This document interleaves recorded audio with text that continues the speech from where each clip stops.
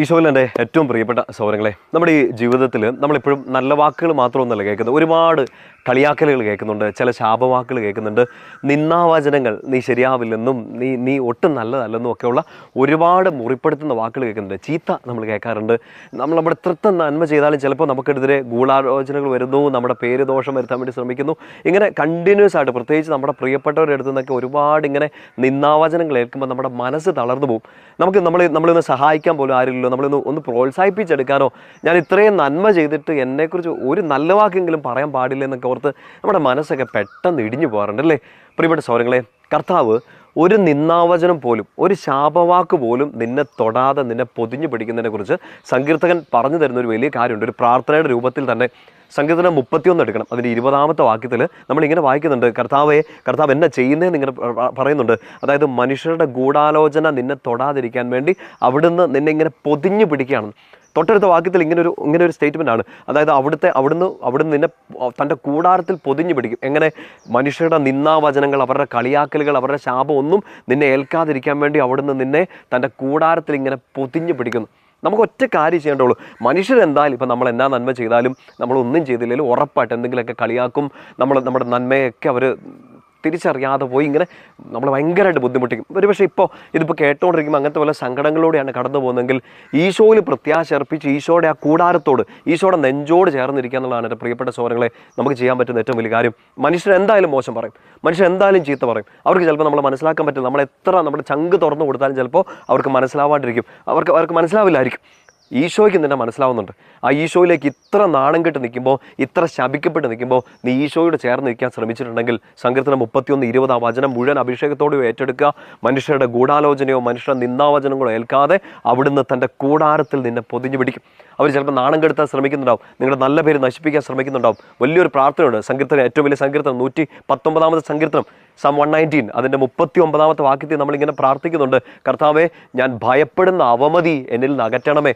നിങ്ങൾക്കിപ്പോൾ ചിലപ്പോൾ ഒരു പേടിയുണ്ടാവും, നിങ്ങളുടെ പേര് നശിപ്പിക്കുമോ, നിങ്ങളുടെ ആ സൽകീർത്തിക്ക് അവർ ദോഷം വരുത്തുമോ, ഇവർ നിങ്ങളെ കളിയാക്കുമോ, എല്ലാവരും കൂടെ വളഞ്ഞിട്ട് ആക്രമിക്കുമോ, നിങ്ങളെ നാണം കെടുത്തുമോ എന്നൊക്കെ ഉള്ളൊരു പേടിയായിരിക്കും.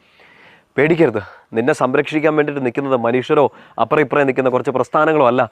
ഈശോ നേരിട്ട് സംരക്ഷണം നൽകുകയാണ്. ഈശോയെ വിശ്വസിച്ചാൽ, ഈശോയെ സ്നേഹിച്ചാൽ, ഈശോയുടെ മകളാണെന്ന് നീ വിശ്വസിച്ചാൽ ഈശോ നേരിട്ട് നിനക്ക് സംരക്ഷണം തരും. സങ്കീർത്തനം 119:39 ആ പ്രാർത്ഥന ഇങ്ങനെ ചൊല്ലിക്കണം, കർത്താവേ, ഞാൻ ഭയപ്പെടുന്ന അവമതി എന്നിൽ നിന്ന് അകറ്റണമേ. ഇന്ന് ഈ ദിവസങ്ങളിലൊക്കെ എന്തെങ്കിലും അങ്ങനെ ഒരു നാണം കെടുന്ന സാഹചര്യം, നിങ്ങൾ ഭയങ്കര നിഷ്കളങ്കമായിട്ട് നിൽക്കുന്നു, പക്ഷേ നിങ്ങളെ തെറ്റിദ്ധരിക്കുന്നു, നിങ്ങൾ വല്ലാത്ത സങ്കടത്തിലൂടെ കടന്നു പോകുന്നെങ്കിൽ ഈ വചനം പറഞ്ഞ് പ്രാർത്ഥിക്കണം. സങ്കീർത്തനം 119:39, കർത്താവേ, ഞാൻ ഭയപ്പെടുന്ന അവമതി എന്നിൽ നിന്ന് അകറ്റണമേ. നിങ്ങളെ ആ പേടിയൊക്കെ മാറട്ടെ. ജോബിൻ്റെ പുസ്തകം 5:21 ഇങ്ങനെ പറയുന്നുണ്ട്, കർത്താവ് നിനക്ക് തരുന്ന വലിയൊരു സംരക്ഷണം. ആ വചനം ഒന്ന് കണ്ടുപിടിച്ച് വായിക്കണം കേട്ടോ. കർത്താവ് നിന്നെ ഇങ്ങനെ പൊതിഞ്ഞ് പിടിക്കും. അതിങ്ങനെ വലിയ സംരക്ഷണമായിട്ട് നിങ്ങൾക്ക് കിട്ടുമെന്ന് വലിയൊരു ബോധ്യം കിട്ടുകയാണ്. ജോബിൻ്റെ പുസ്തകം 5:21 അന്ന് വായിക്കണേ. വായിച്ചിട്ട് ആ പ്രാർത്ഥന ഒന്ന് നമ്മുടെ കമൻറ്റ് ബോക്സിൽ ഇടുക. നിങ്ങൾക്കും മറ്റുള്ളവർക്കൊക്കെ ഒരു വിശ്വാസത്തോടെ ഒരു പ്രാർത്ഥനയായിട്ട് ഏറ്റെടുക്കുക.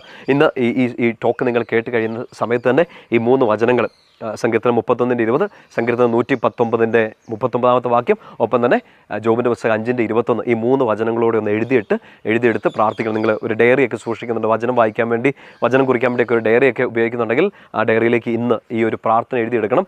എന്തെങ്കിലുമൊക്കെ നാണം കെടുന്ന സാഹചര്യങ്ങളിലൂടെ, ഒരുപാട് കളിയാക്കലൂടെയൊക്കെ പോവാണ്, മനുഷ്യരുടെ ചില കുത്തുവാക്കുകൾ, മുറിപ്പെടുത്തുന്ന വാക്കുകൾക്ക് കാരണം മനസ്സിടിഞ്ഞു പോവുകയാണെങ്കിൽ, അങ്ങനെ ആരെങ്കിലും നിങ്ങൾക്ക് അറിയാമെങ്കിൽ അവർക്കും കൂടെ ഒന്ന് പറഞ്ഞു കൊടുക്കണം ഈ വചനമൊക്കെ കേട്ടോ. അവർ മടുത്തിരിക്കുകയാണെങ്കിൽ അവരെ ശക്തിപ്പെടുത്തേണ്ടത് മനുഷ്യരല്ല, നമുക്കൊക്കെ എന്തോരം സഹായിക്കാൻ പറ്റും. ഇങ്ങനെ വിഷമിച്ച് നിൽക്കുന്നവരെ ഈശോയുടെ വചനം 100 മേനി ബലം ചൂടുന്നതാണ്. 30-60 അല്ല, 100 മേനി ബലം ചൂടുന്നതാണ് കർത്താവിൻ്റെ വാക്ക്. അത് നിങ്ങളിപ്പോൾ അങ്ങനെ ഒരു സങ്കടത്തിലാണെങ്കിൽ 100 മേനി ബലം ചൂടട്ടെ. നിങ്ങളുടെ പ്രിയപ്പെട്ടവരാരെങ്കിലും അങ്ങനെ സങ്കടത്തിലാണെങ്കിൽ അവരോട് ഇത് പറഞ്ഞു കൊടുക്കുക. കർത്താവിൻ്റെ വലിയ അഭിഷേകത്തിലേക്ക് വരിക. തളർന്നു പോകരുത്, തോറ്റു പോകരുത്.